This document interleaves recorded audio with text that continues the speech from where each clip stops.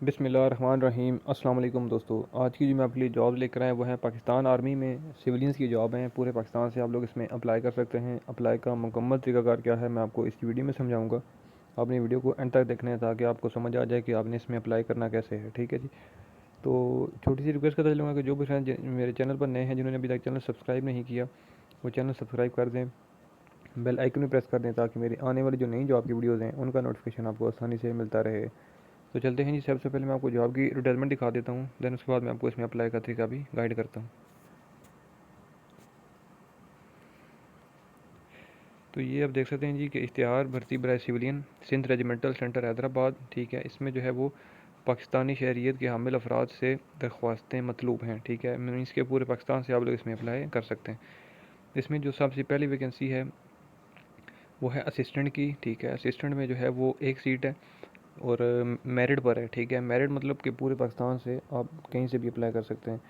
और इसमें आपकी जो तालीम होनी चाहिए वो होनी चाहिए ग्रेजुएट, मीन्स के बीएससी माइक्रोसॉफ्ट वर्ड या एक्सेल और पावर पॉइंट में महारत। ठीक है, मीन्स के बीए या बीएससी अगर आपने किया हुआ है तो आप इस जॉब के लिए अप्लाई कर सकते हैं। उसके बाद है जी स्टेनोटाइपिस्ट। स्टेनोटाइपिस्ट में भी एक वैकेंसी है। इसमें भी जो है वो मेरिट पर है। ये भी तालीम आपकी एफ़ए या एफएससी होनी चाहिए और जो आपकी टाइपिंग की स्पीड है वो 40 से 80 वर्ड्स पर मिनट आपकी स्पीड होनी चाहिए। ठीक है जी। और यूडीसी की वैकेंसी एक, ये आप पंजाब से अप्लाई कर सकते हैं। इसमें भी जो तालीम है वो एफ़ए या एफएससी होनी चाहिए। आपकी टाइपिंग की स्पीड जो है वो 40 अल्फाज फ़ी मिनट होनी चाहिए। उसके बाद 6 वैकेंसीज़ हैं जी ड्राइवर में।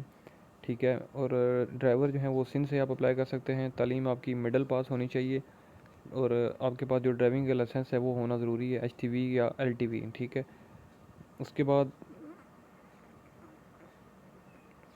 Labour skilled. ठीक है, लेबर स्किल्ड में 19 वैकेंसीज़ हैं। इसमें जो है वो आप सिंध से अप्लाई कर सकते हैं। तालीम इसमें जो है वो मिडल आपकी होनी चाहिए।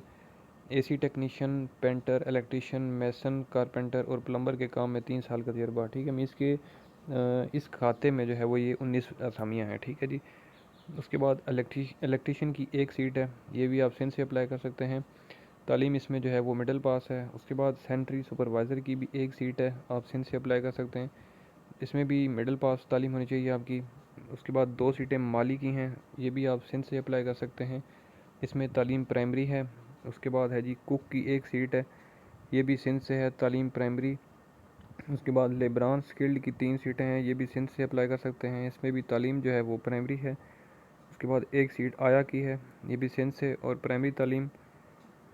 उसके बाद सेंट्री वर्कर की एक सीट है, ये भी सिंध से है और तालीम प्राइमरी। ठीक है जी, ये सारी वो वैकेंसी की डिटेल थी मैंने आपको जो गाइड की है।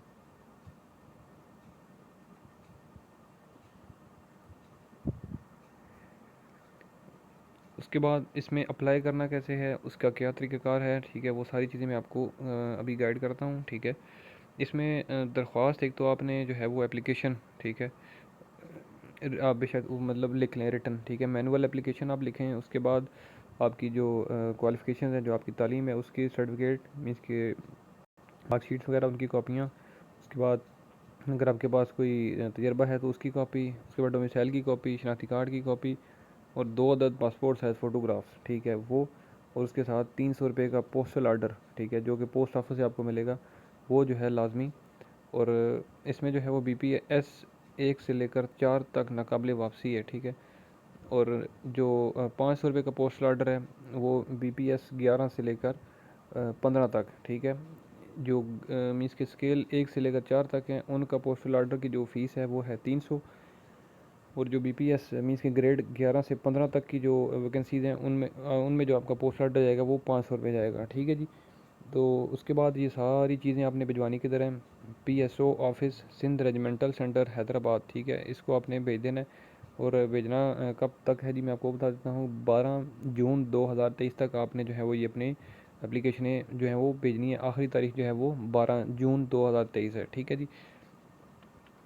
उसके बाद आपने अपना जो एनवेलप जो रखना है, ठीक है, जो भेजेंगे आप, उसके ऊपर आपका अपना एड्रेस भी लिखा होना ज़रूरी है। कॉन्टैक्ट नंबर, अपना नाम, ठीक है, वो लाजमी लिखा हो। और जिस असामी के लिए आप अप्लाई कर रहे हैं वो इसके वाज़ेह लिखी होनी चाहिए। ठीक है जी।